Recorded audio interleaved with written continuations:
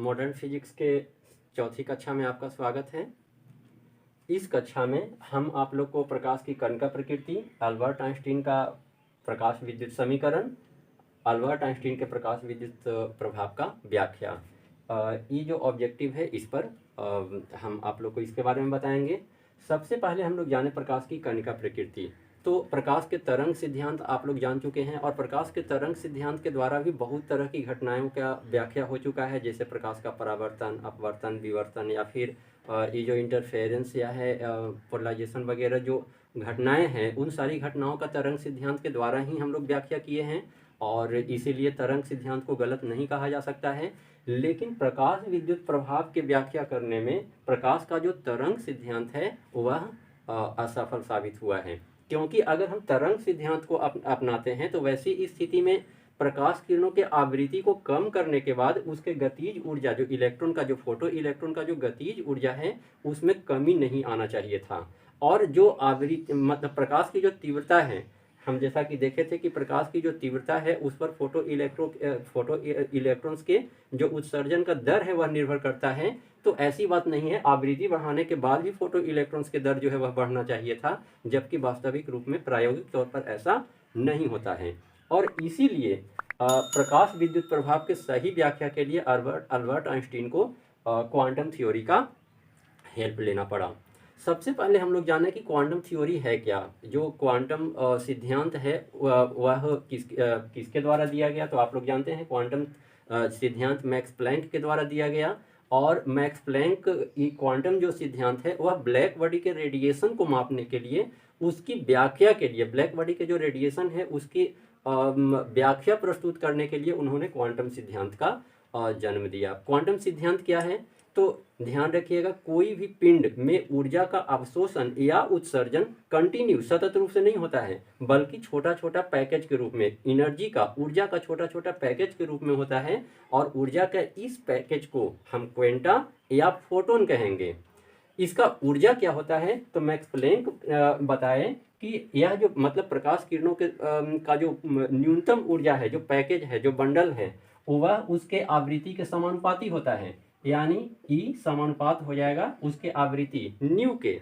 और जब हम समानुपात को बराबर में अगर बदलते हैं तो ई बराबर, यहाँ पर हमको एक समानुपातीय नियतांक देना पड़ेगा। और यह जो समानुपातीय नियतांक है यह एक सार्वत्रिक नियतांक प्राप्त हुआ। यह एक सार्वत्रिक नियतांक प्राप्त होता है जिसे प्लैंक नियतांक या प्लैंक कांस्टेंट कहते हैं। यह प्लैंक नियतांक या प्लैंक कांस्टेंट जो है वह कहलाया। प्रायोगिक मान इसका, प्रयोग के द्वारा इसका मान 6.6 इंटू 10⁻⁻34 जूल सेकेंड होता है। जैसे E is equal to h nu is equal to E, यानी H बराबर E बटा न्यू हो जाएगा। E आप लोग जानते हैं एनर्जी जूल, और न्यू यह प्रति सेकेंड, इसका जो यूनिट है वह है हर्टेज, और हर्टेज का मतलब आप लोग जानते हैं पर सेकेंड, तो सेकेंड ऊपर जाएगा। और इस तरह से जो प्लैंक कांस्टेंट है, प्लैंक कांस्टेंट का यूनिट जूल सेकेंड हो जाएगा। इसका डायमेंशन अगर आप लोग निकालते हैं तो जूल एनर्जी के जो डायमेंशन है इसमें 100T से आप मल्टीप्लाई कर सकते हैं, मल्टीप्लाई करके इसका मान आप निकाल सकते हैं। तो फिलहाल यहाँ पर आप लोग ध्यान दीजिए कि जो H है एक सार्वत्रिक नियतांक है, और जो प्लैंक कांस्टेंट है इसका मान 6.62 इंटू 10⁻34 जूल सेकेंड होता है। अब हम लोग चलते हैं कि अल्बर्ट आइंस्टीन के द्वारा प्रकाश विद्युत समीकरण क्या है और अल्बर्ट आइंस्टीन इसका व्याख्या क्वांटम सिद्धांत से कैसे किए। इसको जानने के लिए हम लोग जानते हैं कि जैसे देखिए अल्बर्ट आइंस्टीन आप लोग जानते हैं, यह मतलब शताब्दी के महान वैज्ञानिक जो कि हो रहे हैं, इनके विषय में बताने की जरूरत नहीं, आप लोग काफ़ी कुछ जान चुके हैं। परमाणु बम के जो प्रणेता हैं वह अल्बर्ट आइंस्टीन ही हैं। जो जापान पर परमाणु बम गिराया गया था, लिटिल बॉय और फैट मैन, उसका भी स्ट्रक्चर इन्होंने ही तैयार किया था। तो फिलहाल इन्होंने 1905 ईस्वी में एक साथ 5 शोध पत्र का प्रकाशन किया था, और उसी में से एक शोध पत्र था प्रकाश विद्युत प्रभाव का क्वांटम व्याख्या। लेकिन उस समय लगभग वैज्ञानिकों को यानी पूरे विश्व को उनकी जो व्याख्या है, उनका जो शोध पत्र है, वह समझने में 10 वर्ष का समय लग गया। इसके बाद 1915 ईस्वी में उनका जो अध्ययन है वह धीरे धीरे वैज्ञानिकों के द्वारा जो कि है वह इस पर प्रतिक्रिया जो है वह जाहिर किया जाने लगा। और अंततः 1921 ईस्वी में हालांकि उनके द्वारा जो 5 शोध पत्र का प्रकाशन किया गया था, उसमें प्रत्येक शोध पत्र ऐसा था जो नोबेल प्राइज प्राप्त कर सकता था, लेकिन उन 5 में से प्रकाश विद्युत प्रभाव को चुना गया और 1921 ईस्वी में प्रकाश विद्युत प्रभाव के इसी व्याख्या जो हम बताने जा रहे हैं, इसी व्याख्या के लिए उन्हें नोबेल प्राइज से सम्मानित किया गया। तो अब यहाँ पर चलते हैं, देखिए प्रकाश विद्युत प्रभाव का उन्होंने गणितीय व्याख्या कैसे प्रस्तुत किया।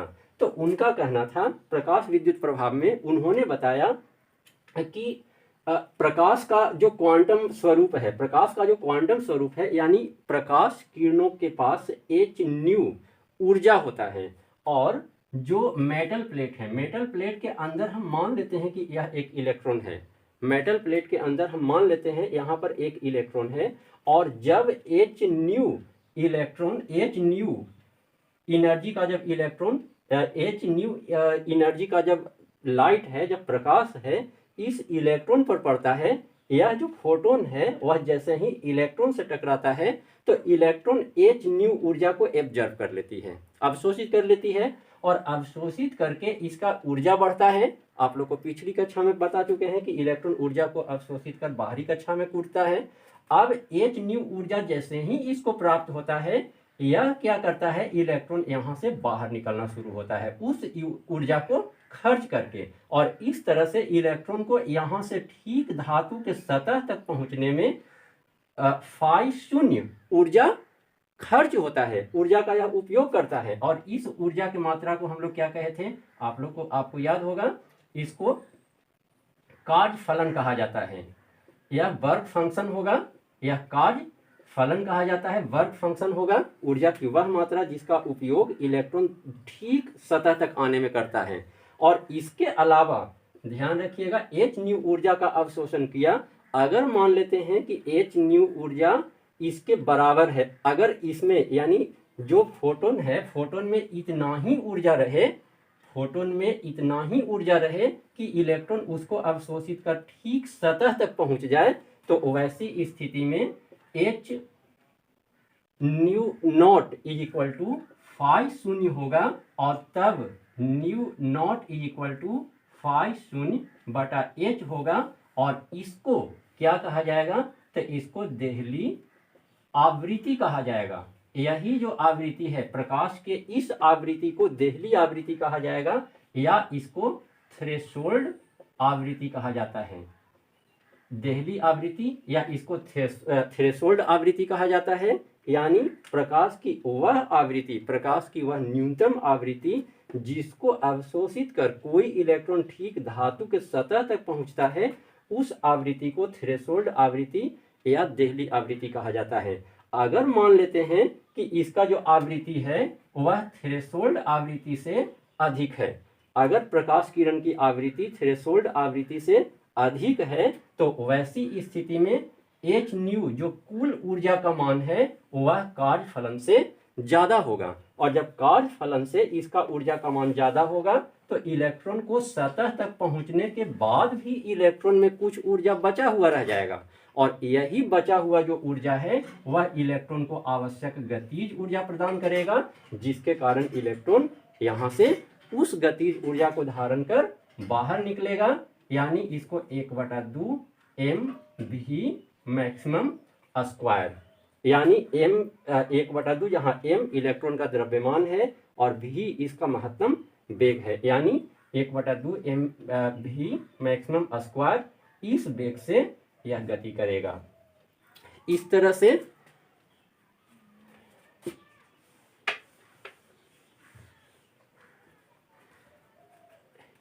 से ये अल्बर्ट आइंस्टीन का प्रकाश विद्युत समीकरण क्या है।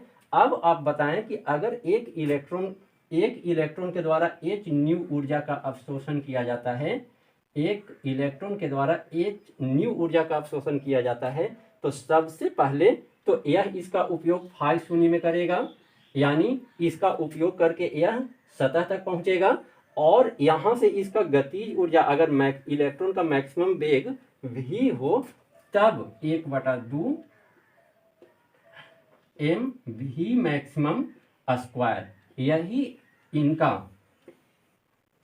अल्बर्ट आइंस्टीन का प्रकाश विद्युत समीकरण है। इसको हम अगर थोड़ा सा और एक्सप्लेन करते हैं तो 1/2 m v मैक्सिमम के square equal to h nu minus phi शून्य हो जाएगा, कार्य फलन होगा। या इसको आप लिख सकते हैं E maximum is equal to h nu minus phi शून्य। यह अल्बर्ट आइंस्टीन का प्रकाश विद्युत समीकरण होगा। यह अल्बर्ट आइंस्टीन का प्रकाश विद्युत समीकरण होगा।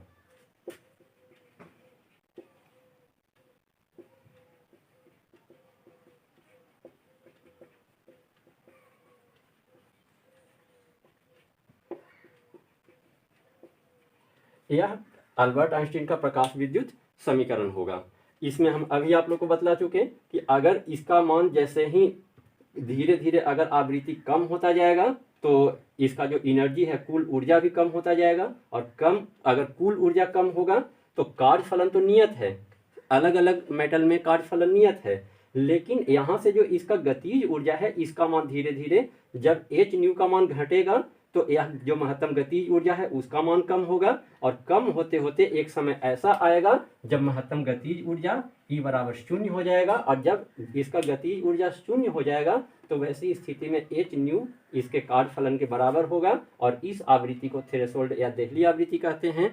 और अगर हम प्रकाश किरण की आवृत्ति देहली आवृत्ति से भी कम कर देते हैं, अगर प्रकाश किरण की आवृत्ति हम देहली आवृत्ति से भी कम कर देते हैं तो वैसी स्थिति में इसका जो मान है वह ऋणात्मक आ जाएगा। यानी जो गतिज ऊर्जा है अगर इसका मान जो मतलब कुल ऊर्जा है इसकी आवृत्ति को इतना कम कर दिया जाए कि इसका जो कुल ऊर्जा है प्रकाश का वह कार्य फलन से भी कम हो जाए, तो वैसी स्थिति में गतिज ऊर्जा का मान ऋणात्मक आ जाएगा, माइनस में आ जाएगा। और गतिज ऊर्जा के मान ऋणात्मक का अर्थ हुआ कि इलेक्ट्रॉन धातु पृष्ठ से नहीं निकल पाएगा, यानी फोटो इलेक्ट्रॉन का उत्सर्जन नहीं होगा। तो यह इनका जो है वो अब इसको उन्होंने इसका व्याख्या उन्होंने की। अब यहाँ पर हम मान लेते हैं, तो ज़रूरत पड़ेगा तो आप लोग स्क्रीनशॉट ले लीजिएगा। अब यहाँ पर थोड़ा सा ध्यान दीजिए कि अगर फाई शून्य का मान अगर हम h न्यू नॉट अगर हम रखते हैं, इसको हम यहाँ से हटा देते हैं, इसको हटा देते हैं। अगर फाई शून्य का मान हम यहाँ h न्यू नॉट अगर रखते हैं तो E मैक्सिमम यानी half m v maximum square equal to h nu minus h nu naught अगर हम रखते हैं तो वैसी स्थिति में h हम कॉमन कर सकते हैं, इसमें h कॉमन कर लेंगे, न्यू माइनस न्यू नॉट हो जाएगा। और आप लोग जानते हैं कि यदि प्रकाश का वेग c हो, अगर प्रकाश का वेग c हो तो वैसी स्थिति में लैम्डा बराबर होता है c इंटू उसका वेग v, उसका अगर टाइम हम लेते हैं तो lambda is equal to c into t. अगर हम आप लोग जानते हैं कि t इज इक्वल टू 1/न्यू होता है, तो लैम्डा इज इक्वल टू क्या हो जाएगा c/न्यू।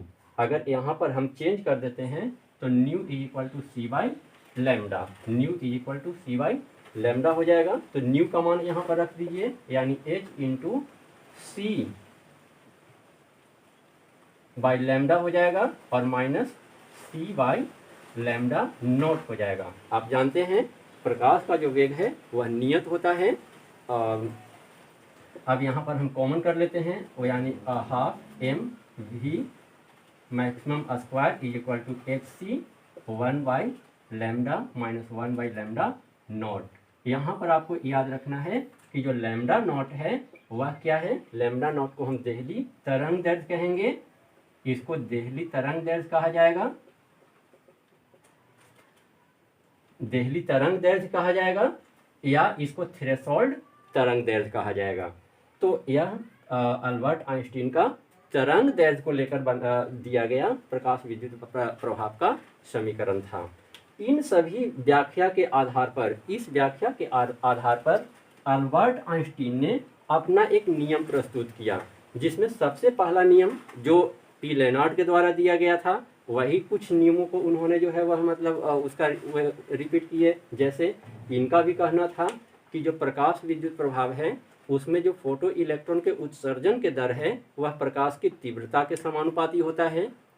दूसरा, फोटो इलेक्ट्रॉन के जो महत्तम गतिज ऊर्जा है, फोटो इलेक्ट्रॉन के जो महत्तम गतिज ऊर्जा है वह प्रकाश की आवृत्ति पर निर्भर करता है, यानी आवृत्ति के समानुपाती होता है।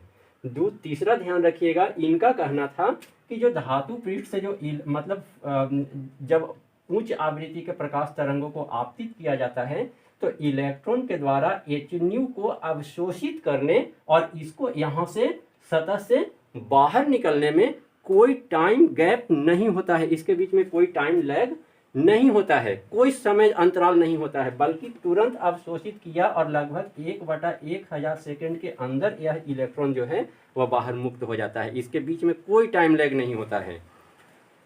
तो यह इनका प्रकाश विद्युत जो समीकरण है इसका जो कि है वह नियम है। अब आगे ध्यान रखिएगा कि अलग अलग पृष्ठों में जो कार्यफलन है वह भी अलग अलग होता है, और इसके आधार पर, प्रकाश विद्युत प्रभाव के आधार पर, इस जो मतलब घटना है इसके आधार पर कुछ लैंप का जो है वो निर्माण किया गया, जिसको हम आप लोग को अगला टॉपिक में बताते हैं। तब तक आप इसका जो भी है इसका एक खुद से अपना ढंग से इसको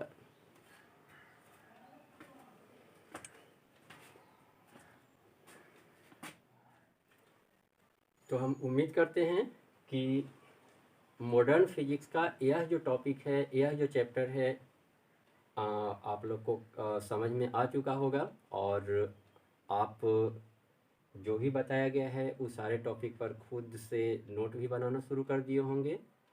तो अगली कक्षा में हम इस चैप्टर से आप लोग को कुछ न्यूमेरिकल प्रॉब्लम सॉल्व करवाएंगे। धन्यवाद।